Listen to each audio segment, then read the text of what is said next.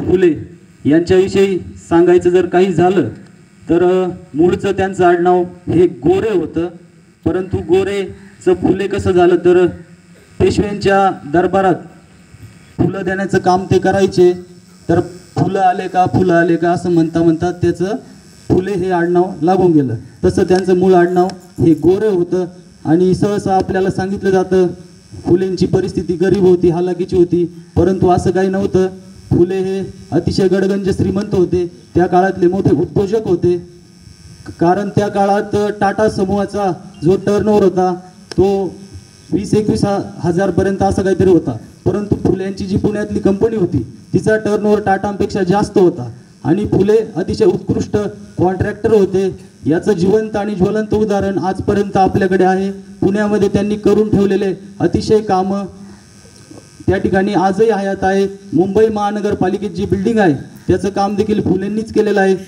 विविध पूल आहे, ऐतिहासिक वास्तू आहे अनेक, त्या सर्वांचं काम हे फुलेंनी केलेलं आहे. आणि फुले आपल्या जीवनात जास्त कोणाचं जर आदर्श त्यांनी घेतला असेल तर आपल्या सर्वांचे प्रेरणास्थान, ज्यांचं नाव घेतल्यावर आपली छाती अभिमानाने भरून येते, असे राजे शिवछत्रपती यांचा फुलेंनी विचारांचा वारसा जोपासण्याचं काम केलं. आणि सर्वप्रथम रायगडावर जाऊन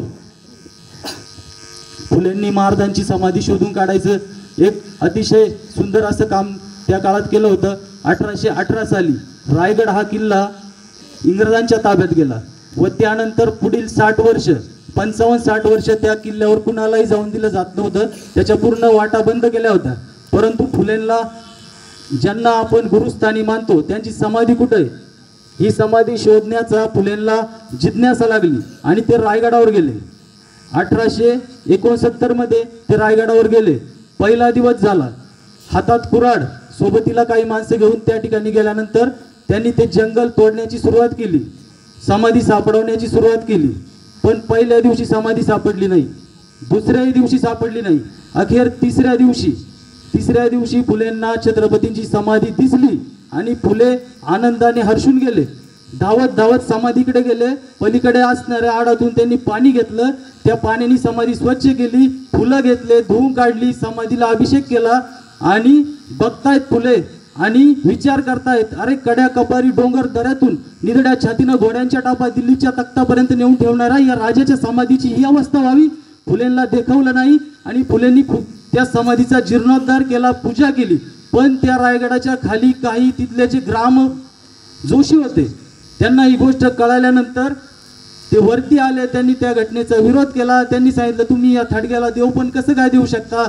फुलेंनी त्याचा विरोध केला आणि 19 फेब्रुवारी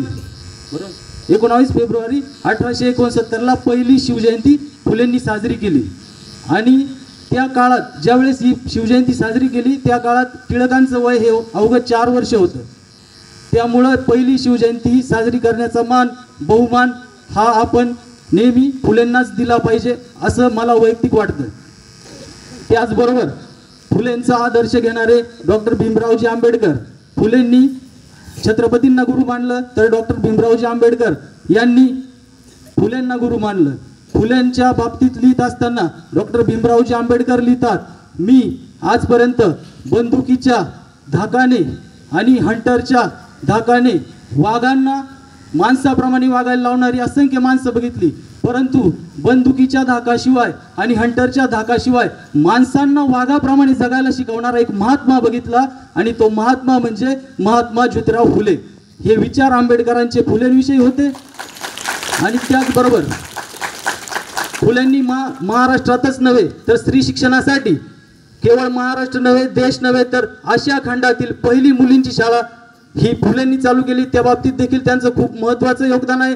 आणि मी मगाशी फुलेंचा उल्लेख करताना सांगितलं की आद्य शिवचरित्रकार याचं सर्वात प्रथम जगातला पहिला पोवाडा हा फुलेंनी छत्रपतींवर लिहिलेला आहे. ज्यावेळेस फुले समाधी समोर गेले आणि पूजा केली त्यावेळेस फुलेंनी विचार केला, महाराज तुम्ही हा जो महाराष्ट्र याचं नंदनवन जे केलं, आज हा महाराष्ट्र कसा होता तुमचा महाराष्ट्र महाराज आणि आज हा कसा आहे हा तुमचा महाराष्ट्र, हा विचार फुलेंच्या मनात घर करून गेला आणि फुलेंनी समाधीसमोर वाचताना विचार केला, खरं तर महाराष्ट्र म्हणजे मराठी मनाचा, मावळ मातीचा महाराष्ट्र, भक्तीच्या ऐलतीराचा, शक्तीच्या पैलतीराचा महाराष्ट्र, मातीत दुमसणाऱ्या तेजोमय रतीला कुमकुम त्या करंडकाचा दगदगता इतिहास उरात घेऊन पेटणारा महाराष्ट्र, घरचा महाराष्ट्र माझा म्हणून स्वाभिमानी मराठ्यांचा अभिमान ज्वलंत आणि जिवंत ठेवणाऱ्या, जगदंबा पोत उरात घेऊन घोंघामणाऱ्या वादळाचा माझ्या शिवबाचा महाराष्ट्र. पण हाच महाराष्ट्र गुलामगिरीच्या विळख्यात ओढून गेला आहे. फुलेंना हा विचार सहन झाला नाही. यांना शिक्षणाची वाट दाखवली पाहिजे, यांना अनिष्ट रूढी परंपरेतून बाजूला काढलं पाहिजे. यासाठी फुलेंनी स्वतःच्या घरातून सुरुवात केली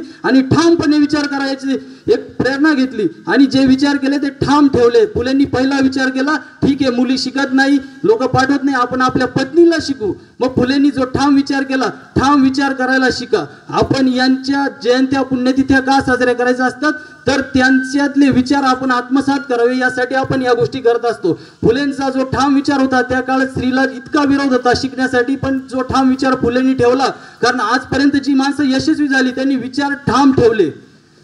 जर त्यांना विचारलं, कारण यशस्वी कोण होतं, जे योग्य निर्णय घेतात ते, नाही घेतलेला निर्णय योग्यच कसा होता हे जे सिद्ध करतात ते यशस्वी होता. आणि त्यांनी घेतलेला जो पत्नी शिकवायचा निर्णय हा योग्य कसा आहे यांनी त्या काळात जनतेला दाखवून दिलं आणि अतिशय मोलाचं कार्य करून महाराष्ट्राला नव्हेच तर देशाला एक वेगळी ओळख निर्माण करून दिली. अशा या महापुरुषाला मी त्रिवार अभिवादन करतो आणि मला या ठिकाणी बोलण्याची संधी दिली त्याबद्दल आयोजकांचे आभार मानतो. धन्यवाद.